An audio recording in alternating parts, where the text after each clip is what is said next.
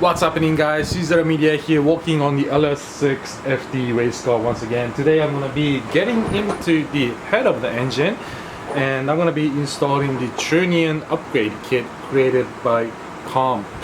I have Comp push rods, Comp cams, Comp springs, and it is highly recommended that you upgrade your rocker bearings when you're upgrading your cams and springs, because I'll show you in a little bit once I take everything apart, but the rockers are a common location for failure with LS engines. So even if you have a stock engine, if you want to road race it or drag race it, it is highly recommended that you install this kit. I'm going to be showing you how to install this kit and the benefits for this part. So what I got here is the LS6 engine. It doesn't really matter which LS engine you have, all of them are going to benefit by installing this Trunion upgrade kit. And again, I'm going to be road racing my car, so it is essential for me to install these parts that's going to increase reliability. The first thing you want to do is just remove your valve cover by moving these 4 bolts apart.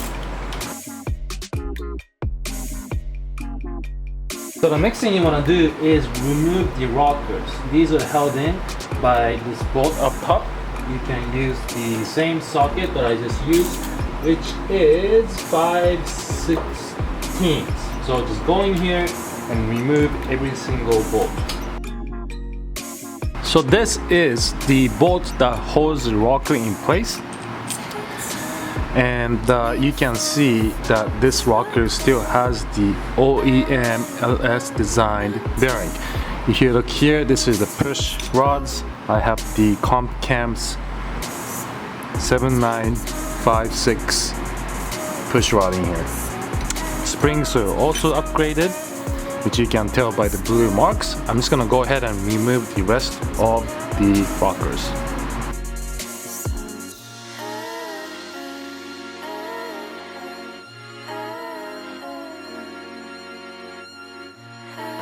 Okay, so this is what the stock rocker looks like. Yeah, you can forget about this bolt because Comp gives you new bolts to replace it with. So what's in here is the bearing, and there are pins that tend to come out at high RPM and more abuse, which I'm going to be removing and showing you exactly what it looks like and why this upgrade is essential if you're pushing your cars hard. So what I want to do is now push this out. I'm going to be using a 7/8 socket. Put it on the side where these tips are present. On the other side it's flat, but on this side you can use these tips as a flat bottom to rest the 7/8 socket. On the other side you want to use the 3/8 socket and essentially push this out with a vise. Pressing out this bearing is very easy. You just gotta make sure it's nice and square. You don't want to be pushing things out crooked or uneven. Now you can do this on a hydraulic press as well, but I found it unnecessary to use that. If you have a vise like the one I have here, it's very easy to get the job done. So make sure everything's lined up. You can see that the centerpiece is spinning still.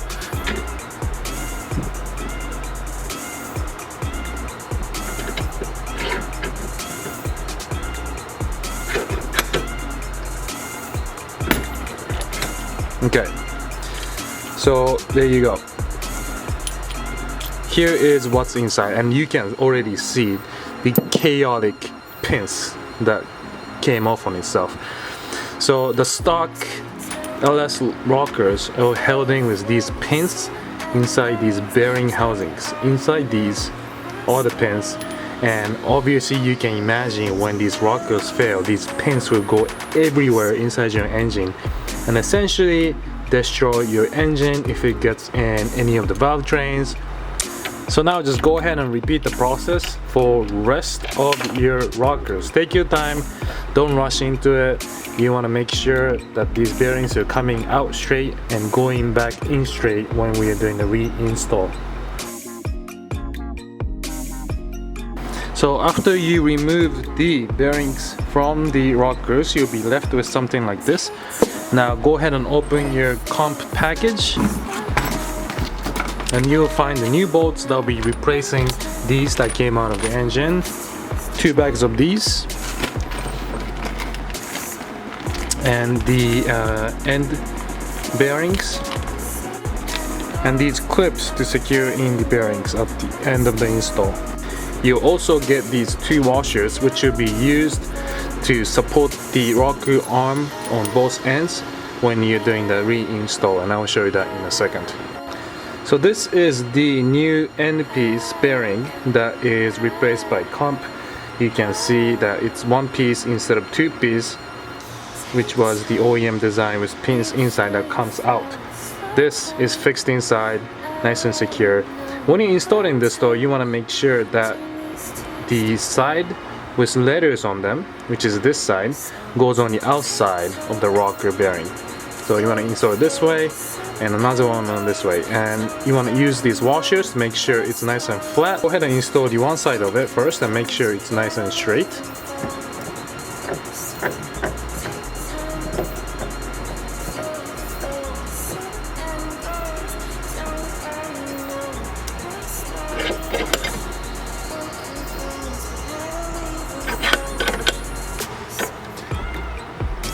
Okay, so there you have one side installed. What you want to do next is grab the internal piece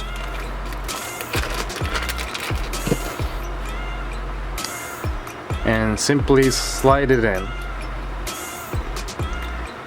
and put the other end on, and make sure it's facing the right side. Use the 2 washers on both ends and clamp it in straight. Bring it back a little bit, make sure it's spinning on the inside. You don't want to over tighten it to a point where it's not rocking back and forth anymore. And there's also a fixture, a jig you can use as well if you want to do this 100% correct way, but I find it that that's unnecessary.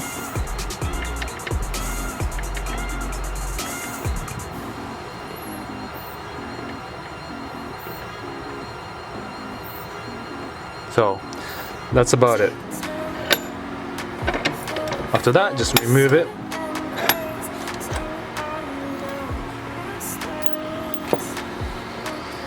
And there you have it.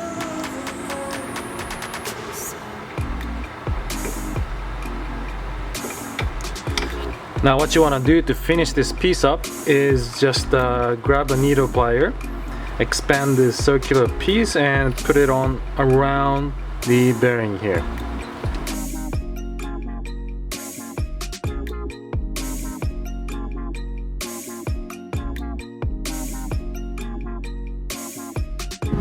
All these little pins that could destroy your engine.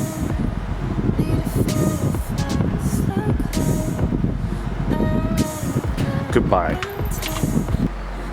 So these are the clips that you need to install on the edge of the rockers.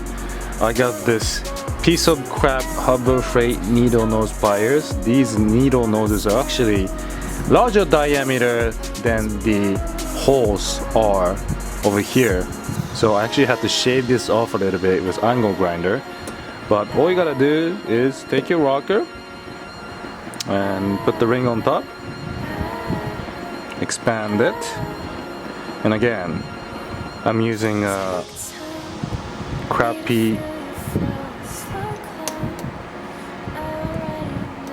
there you go.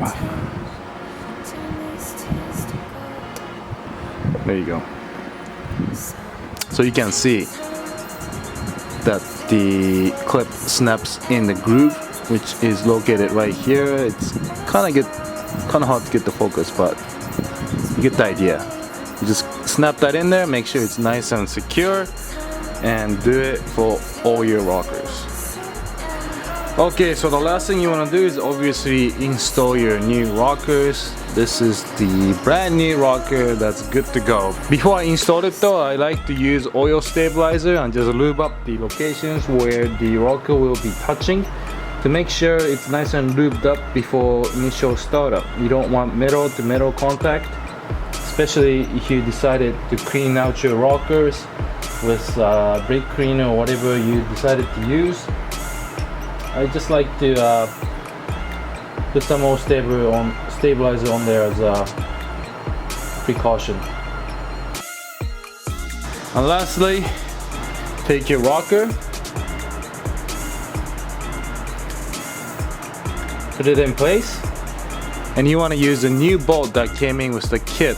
Now if you have a LS7, you cannot use this new bolt, but if you have LS6 like I did, all you gotta do is just put this guy in and torque it down at 22 foot-pounds.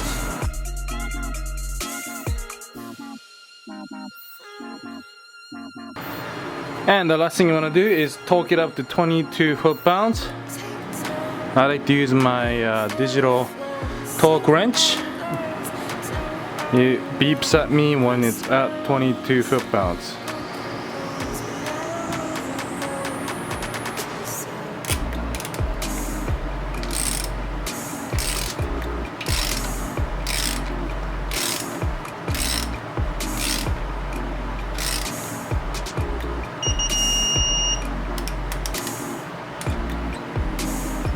And it actually tells you what you torqued it down to, so that was 24 foot-pounds.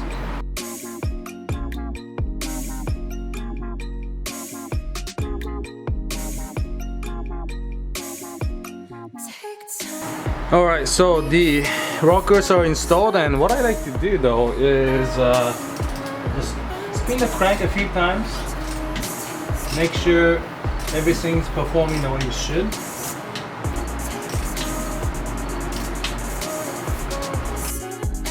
And after spinning the motor a few times, I'm gonna go back around again. So that's it for today, guys. Very easy install. Just take your time, be patient with it. With me filming the process, it only took about 2 to 2.5 hours. For the kit being about $100 to $150 in price, I think it's a mod well worth it. With bigger cams and stiffer springs, I don't think you want to risk your pins coming out and destroying your engine. Let me know if you have any questions. Feel free to leave them in the comment section below. And my build continues.